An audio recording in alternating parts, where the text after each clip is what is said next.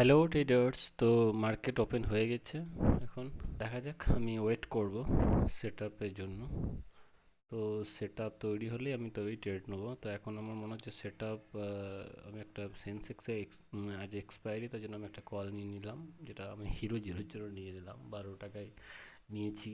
তো এটা আমি মোটামুটি ডবল, কি মানে 3x 4x যতটা পারা যাবে আমি এটাকে টার্গেট হিসেবে নেবো আর কি। তো বাকি ব্যাঙ্ক নিফটির আমি একটা ট্রেড নেবো, দেখা যাক সেট আপ তৈরি হলেই। তো সেট আপ এখন তৈরি, আমি ব্যাঙ্ক নিফটির একটা নিয়ে নিচ্ছি।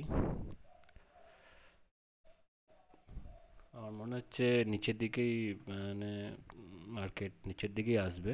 তো আমি ওই জন্যই ব্যাঙ্ক নিফটির একটা কল নিচ্ছি। তো আপনারা সেট আপ যতক্ষণ না তৈরি হবে ততক্ষণ কিন্তু ট্রেড নেবেন না। তো আমি সেট আপের জন্য আমি ওয়েট করছি, যাতে ক্যান্ডেলটা বাউন্স করছে বারবার। তো এখন মনে হচ্ছে আমি নিয়ে নিই ট্রেডটা, নিচের দিকে বড় ক্যান্ডেল বানাচ্ছে রেড। তো আমি নিয়ে নিলাম দুটো ট্রেড। এটা আমি ওয়েট করব 100 পয়েন্টের জন্য, বাট লেটস সি কতক্ষণে।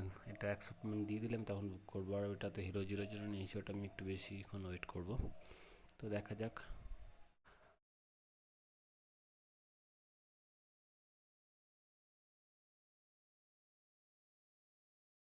ট্রেডার্স, আজকে আমার ডে এন্ড আমার হয়ে গেল। মানে আমি এখানে অনেকগুলো, দুটো ট্রেড নিয়েছিলাম, বাট ওই ট্রেডগুলো আমাকে মানে কোনোভাবে প্রফিট দিচ্ছিল না, মানে প্রিমিয়াম ইনক্রিজ করছিল না। তো আমি এগুলো কেটে আমি কল সাইডে চলে যাই।